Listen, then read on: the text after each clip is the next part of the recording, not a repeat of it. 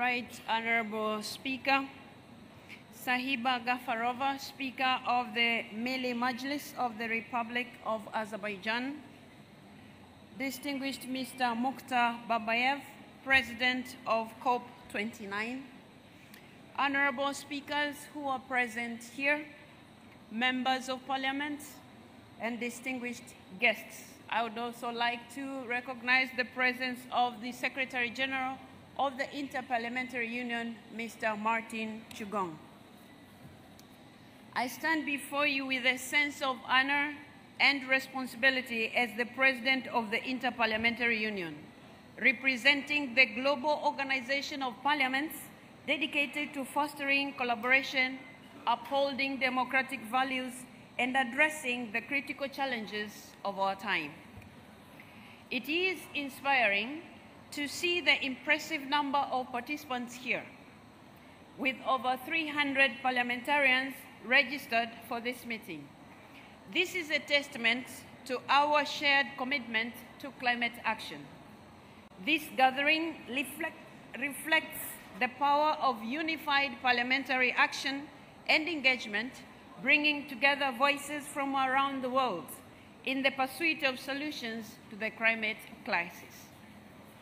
I would like to acknowledge and extend my deepest appreciation to Mr. Simon Steele, the Executive Secretary of the United Nations Framework Convention on Climate Change. His commitment to steering the international community towards sustainable climate solutions serves as an inspiration for the work of parliaments worldwide. As a former senior minister and a parliamentarian, he understands the fundamental role of legislative bodies in translating climate ambitions into action. Through his leadership, he emphasizes the urgency for national and global priorities to align with the Paris Agreement goals, an alignment in which parliaments play a central role. Having been so warmly received and wholeheartedly welcomed, we, the members of parliament here, extend our sincere appreciation to the city of Baku for hosting COP29, a platform that reflects Azerbaijan's commitment to championing climate solutions and setting a high standard for a global cooperation on climate action. Our gratitude is extended to the Milli Majlis of the Republic of Azerbaijan, which is led by Right Honorable Sahiba Gafarova. Madam Speaker, we all here thank you so much for all the preparations you have put into place.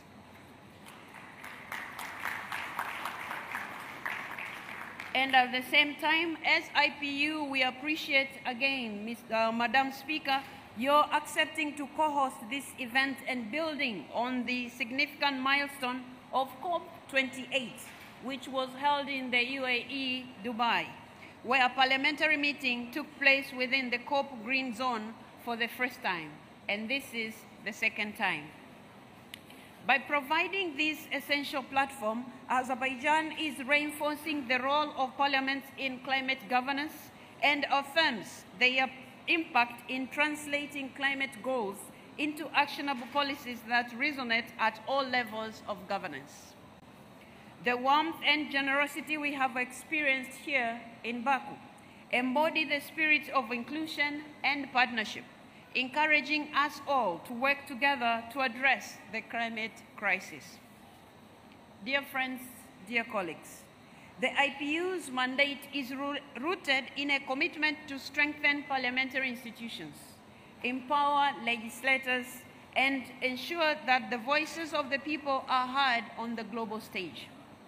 We work to promote international dialogue, advance sustainable development goals, and champion human rights, striving to create societies that are just, equitable, and resilient. Climate change is one of the defining issues of our mandate because it impacts all aspects of our lives, be it social, economic, and environmental. It challenges us to look beyond immediate national interests. Instead, focus on well-being of the entire planet and future generations. Dear colleagues, dear friends, tackling this global crisis requires not only effective policies and legislation, but also sustainable political will. The IPU is committed to mobilizing and strengthening this will within parliaments worldwide, empowering them to take climate action through advocacy, capacity building, and collaboration. Since the adoption of the Paris Agreement, the IPU has supported the development of climate-related legislation and provided resources and training to help align national policies with global climate goals. Notable examples include the 10 actions for stronger national commitments launched as part of the IPU's Parliaments for the Planet campaign, and our recently launched toolkit on strengthening parliamentary oversight of nationally determined contributions, both of which offer support to parliaments in overseeing and strengthening their nationally determined contributions, ensuring national goals align with global climate targets. Dear colleagues, in just 1 year, since the last parliamentary meeting, the world has witnessed a series of extreme weathers, events that have severely impacted vulnerable communities. Record heat waves have led to droughts and water shortages, while intensified storms have caused widespread devastation. Historic droughts have resulted in energy blackouts, water rationing, and extensive wildfires exacerbated by food insecurity. Unprecedented flooding has displaced millions and destroyed infrastructure. These events have left no region untouched, affecting the communities and constituents we represent here today. By the end of 2023, 7.7 million people were internally displaced by disasters, a number that excludes those uprooted by slower onset crises like rising sea levels and environmental degradation. Having said that, I would like once again to recognize the efforts by our speaker here, who has invited the Secretary General of SEEDS. And I believe as members of Parliament, it is our responsibility also to take into account the challenges that small island developing states go through. And so, Madam Speaker, you have done well. Congratulations. That said, colleagues, climate change is increasingly driving extreme weather events, putting countless more people at the risk of losing their homes and livelihoods. As we reflect on these impacts, we must ask ourselves, what kind of a world do we want to leave to our children and future generations? A world of scarcity, where water shortages, food insecurity, and displacement are the norm? Or a world where our commitment today creates a sustainable and resilient future? These are the types of decisions that will shape the lives of the generations to come.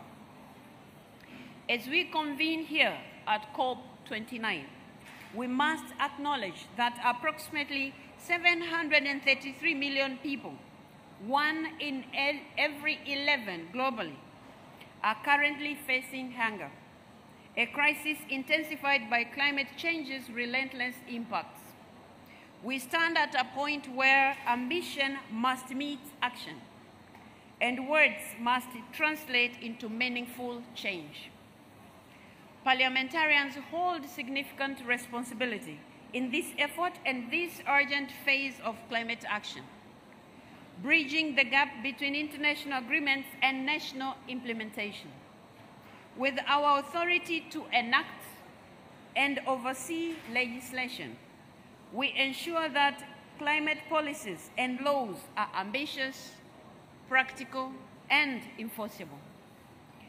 We are uniquely positioned to scrutinize government action, allocate resources effectively, and mobilize public support, making climate action a priority at all levels.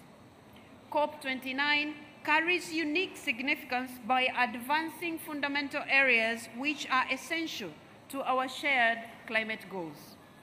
It emphasizes the importance of new climate financing commitments, increased national climate ambition, and important steps forward in adaptation, loss, and damage efforts.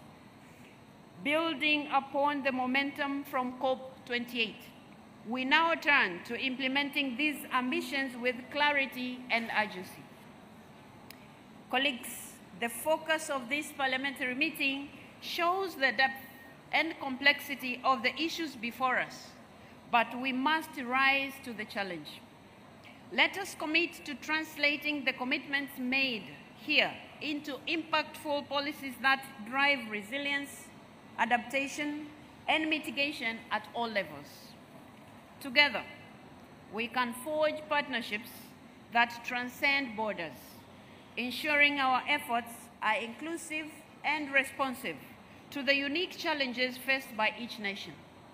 Let us act with urgency, ambition, and determination needed to build a sustainable, climate-resilient future for generations to come. I thank you for listening.